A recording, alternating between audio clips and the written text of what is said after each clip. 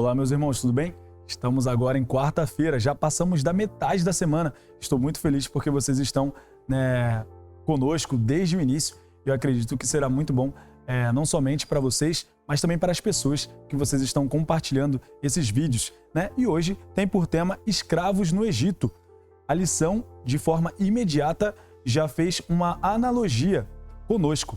O povo estava escravo no Egito e Deus libertou o seu povo, e agora aquele povo peregrinou no deserto e, por serem desobedientes, ficaram ali por mais 40 anos e depois adentraram a terra prometida. A lição, como eu disse, já fez uma analogia conosco. Será que nós não éramos escravos?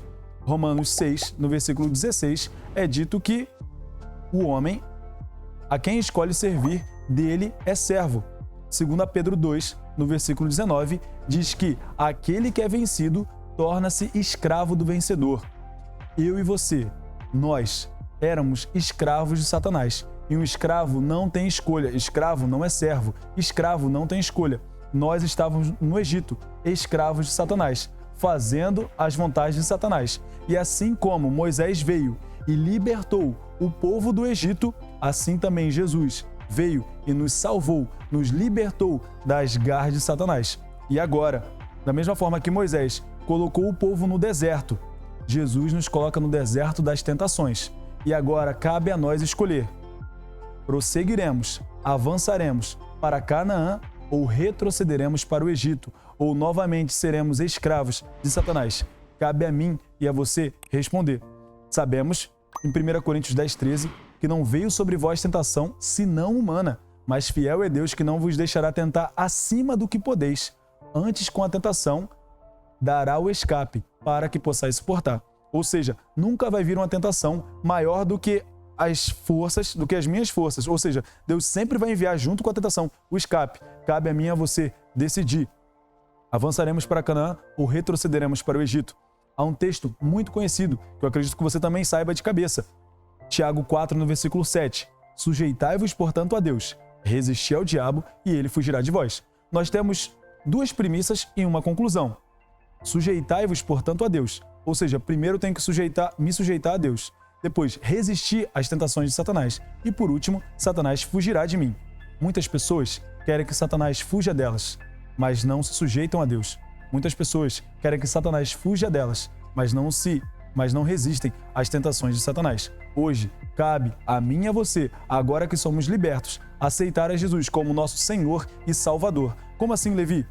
Aceitar a Jesus como Senhor agora eu sou servo dele, estarei à disposição de cumprir o que ele pedir. E como Salvador, ele pode não somente me salvar, mas me habilitar a começar a obedecer como ele obedeceu, vencer como ele venceu. E logo depois, nós temos aqui a pergunta 5, considerando todo o cronograma da lição, que pede para que a gente leia Deuteronômio 5, no versículo 6 ao versículo 22. E aqui vem falando sobre a libertação e, ao mesmo tempo, Moisés recapitula o decálogo, ou seja, os 10 mandamentos. Lembra que eu falei na lição de sábado que na lição de quarta-feira nós abordaríamos um pouco sobre o sábado também? Aqui, Moisés, e eu lerei aqui no penúltimo período do primeiro parágrafo do guia de estudo, assim, ó. Guardem o sábado, não apenas como memorial da criação, mas como memorial da redenção do Egito. A graça os salvou do Egito e ofereceu-lhes descanso de suas obras. Ou seja, aqui Moisés dá um argumento a mais para que eles continuassem guardando o sábado. Porque, além de ter sido memorial da criação, além de ter sido dado no Éden, eles também tinham agora sido livres do cativeiro. E agora eles podiam descansar de todas aquelas obras que não tinham horário. Escravo não tem horário. Trabalha no momento em que o seu senhor quiser. Ou seja, se continuarmos um pouco mais sobre a lição, e agora a lição aqui vai fundamentar um pouco mais sobre o sábado, qual é o texto mais contundente para que consigamos ratificar que o sábado ainda está em vigor? E aí, você sabe? Gênesis 2, no versículo 13. Esse é o texto, e eu vou abrir aqui na minha Bíblia, Gênesis 2, no versículo 3. Eu abro aqui, diz assim, talvez você conheça. E abençoou Deus o sétimo dia e o santificou, porque nele descansou de toda a obra que como Criador fizera.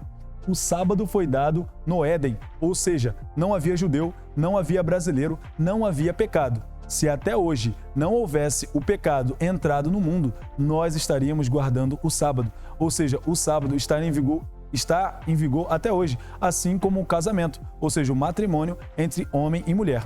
Ou seja, nós, assim como fomos libertos de Satanás, ou seja, do pecado, temos um motivo a mais também para estarmos cumprindo o que Deus pediu, o que Ele estabeleceu, antes mesmo de qualquer mal aqui em nosso planeta.